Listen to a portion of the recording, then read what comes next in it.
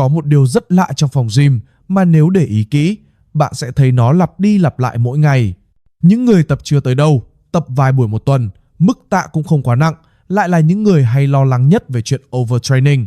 Trong khi đó, những người tập thật sự nhiều, thật sự nặng, bước vào phòng tập là vào việc, xong việc thì về, hầu như không ai ngồi đó thở dài rồi nói rằng mình bị overtraining cả.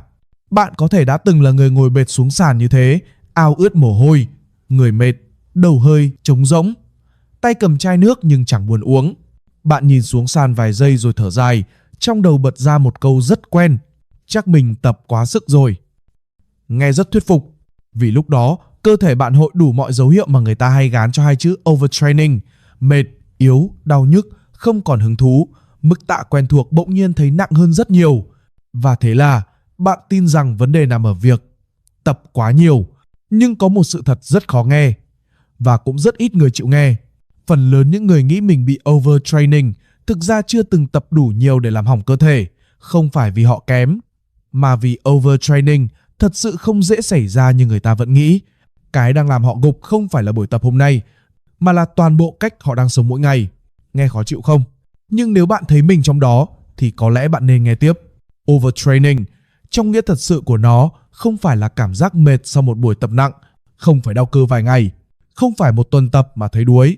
Những thứ đó là mệt bình thường, là phản ứng rất tự nhiên của cơ thể khi bạn vận động, ngủ đủ, ăn đủ, nghỉ một chút là sẽ ổn lại. Overtraining thật sự là một trạng thái khác hẳn. Đó là khi bạn nghỉ mà không hồi, ngủ mà không thấy khỏe hơn, tập nhẹ cũng tụt lực, đầu óc lúc nào cũng nặng, và bạn bắt đầu mất hứng với cả những thứ trước đây từng làm bạn thấy vui. Lúc đó, vấn đề không còn nằm ở cơ bắp nữa, nó nằm ở cả một hệ thống bên trong đang quá tải. Nếu phải hình dung cơ thể một cách đơn giản nhất, hãy nghĩ nó giống như một chiếc điện thoại. Mỗi ngày bạn bật đủ thứ ứng dụng: công việc, tin nhắn, mạng xã hội, thông báo, email, tin tức. Đầu bạn lúc nào cũng có thứ gì đó đang chạy. Đến tối, pin yếu, bạn cắm sạc. Sáng hôm sau pin đầy, bạn dùng tiếp. Đó là mệt bình thường.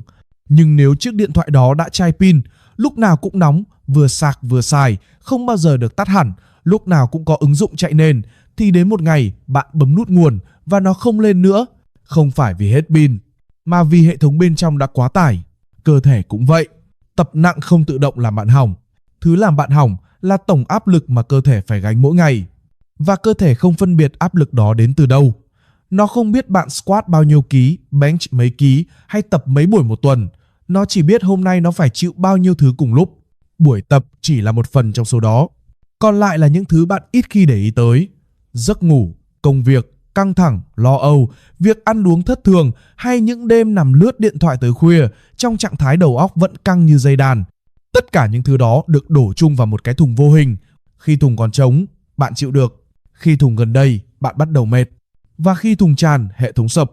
Điều nguy hiểm là rất nhiều người đã đổ gần đầy thùng bằng cuộc sống, nhưng vẫn tiếp tục đổ thêm bằng tập luyện, rồi ngạc nhiên khi cơ thể không chịu nổi. Đó là lý do vì sao bạn thấy những vận động viên tập với cường độ mà người thường nhìn vào sẽ nghĩ là điên rồ, nhưng họ vẫn không sập. Không phải vì họ siêu nhân, mà vì ngoài buổi tập, họ có những thứ mà phần lớn người bình thường không có: ngủ đủ, ăn đủ, lịch nghỉ rõ ràng, phục hồi được ưu tiên. Và quan trọng nhất, buổi tập không phải nơi để xả toàn bộ áp lực tinh thần. Trong khi đó, rất nhiều người tập gym bình thường bước vào phòng tập với cái thùng đã gần đầy: ngủ ít, ăn vội, đầu óc căng, công việc đè nặng, rồi dùng buổi tập như một cách cứu rỗi, cố gắng gồng thêm, ép thêm, mong rằng sau buổi tập sẽ thấy khá hơn. Nhưng cơ thể không vận hành theo kiểu đó. Nó chỉ thấy áp lực chồng áp lực. Một trong những điều gây nhầm lẫn nhiều nhất là việc gom mọi kiểu mệt vào một cái tên chung: overtraining. Thực tế có mệt bình thường, có thiếu hồi phục, có giai đoạn tập dồn lực, và chỉ có một trạng thái hiếm hơn nhiều: khi hệ thống thật sự sập, nghỉ cũng không hồi. Sự thật là gần như tất cả mọi người đang ở trạng thái thiếu hồi phục, nhưng lại tưởng mình bị overtraining thật sự, và khi hiểu sai vấn đề, họ cũng xử lý sai cách. Họ bắt đầu sợ tập, đổi giáo án, đổi bài, đổi lịch, đổi phương pháp, trong khi vấn đề không nằm ở những thứ đó. Một sai lầm rất phổ biến là nghĩ rằng chỉ cần nghỉ gym là sẽ hồi phục. Nhưng nghỉ gym không đồng nghĩa với nghỉ ngơi thật sự. Bạn có thể không tập, nhưng nếu vẫn ngủ muộn, vẫn kích thích liên tục, vẫn để đầu óc căng, thì cơ thể bạn vẫn đang trong trạng thái chịu tải. Giống như việc cắm sạc điện thoại trong khi nó vẫn mở hàng loạt ứng dụng, pin không thể lên được. Rất nhiều người khi mệt bắt đầu nghi ngờ bản thân, nghĩ mình yếu đi, xuống phong độ, già rồi hoặc không hợp tập nặng. Nhưng trong rất nhiều trường hợp, cơ thể họ không yếu. Ngược lại, nó đang làm đúng việc của nó. Khi hệ thống quá tải, não sẽ chủ động kéo phanh. Nó làm cho bạn không thể gồng, không thể bật lực, làm cho mức tạ quen thuộc bỗng nhiên nặng hơn. Không phải vì cơ bắp không làm được, mà vì nếu tiếp tục, rủi ro sẽ lớn hơn. Đó là cơ chế bảo vệ, không phải thất bại. Có thể bạn đã từng trải qua một giai đoạn như thế này. Không phải lúc nào cũng mệt rã rời. Có những buổi bạn bước vào phòng gym, khởi động thấy ổn, set đầu cũng không tệ. Nhưng càng về sau, cảm giác càng kỳ, tạ không tăng được, nhịp thở loạn, đầu không tập trung. Tập xong thì không thấy đã, mà chỉ thấy trống. Bạn về nhà, nằm xuống, nhưng đầu vẫn chạy, cơ thể thì mệt, mà não thì không chịu tắt. Sáng hôm sau thức dậy, không đau dữ dội, nhưng người nặng, kiểu nặng không rõ lý do. Nhìn lịch tập, bạn bắt đầu phân vân. Hôm nay có nên đi không? Và chính khoảnh khắc đó làm nhiều người hoang mang nhất. Vì trước đây, gym từng là nơi bạn thấy nhẹ đầu, là chỗ bạn bước vào với cảm giác được xả. Nhưng bây giờ, chỉ nghĩ tới việc phải thay đồ, phải khởi động, phải gồng thêm một buổi nữa cũng đã thấy mệt. Nhiều người nghĩ đó là do chán, do mất động lực. Nhưng rất nhiều khi nó không phải vấn đề tinh thần. Nó là dấu hiệu cơ thể đang xin bạn giảm tải.